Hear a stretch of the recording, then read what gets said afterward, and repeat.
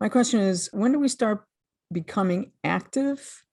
Like, so you're talking about giving yourself direction. One time you told me to go ahead and start flying my airplane. Is that a direction, or is that me not being happy doing nothing? Should I spend more time doing nothing first before I go out trying to be active? Okay, well, you should be comfortable doing both. You should be able to sit and be inactive, just be, because that's where you learn the basic mental discipline about not having a lot of background noise. That's where you learn to get a good, clear signal without a lot of noise on it.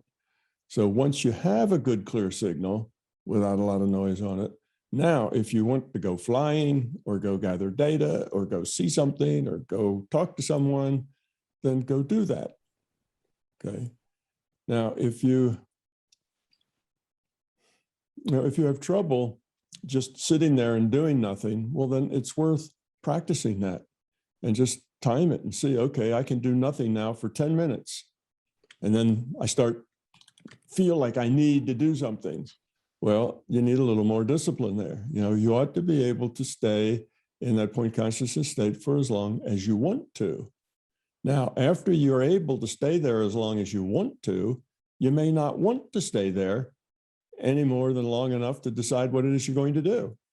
So it's not like you need to always hang out in point consciousness, but you need to learn to be able to hang out in point consciousness if that's what you want to do, because that's where you're learning to kind of tame that unruly consciousness into sitting still, being quiet, and focusing, and that you control the focus.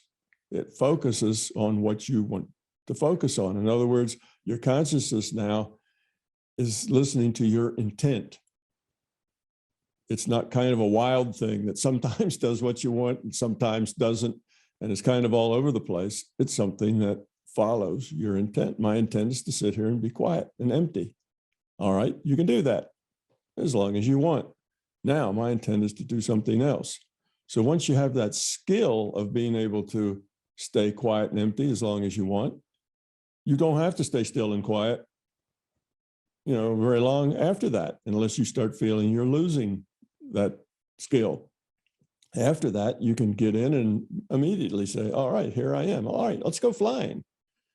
You see? So the point consciousness is just an exercise in taming your relationship with your consciousness so that it is reflective of your intent, and clearly so, without background stuff going on all the time, which then gets in the way. Yeah, that was helpful and perfect. And yes, I am your wild child. So I need some more discipline. Thank you. Yeah, well, most people find their consciousness, if they don't practice, they find their consciousness is like a 2-year-old or a 3-year-old.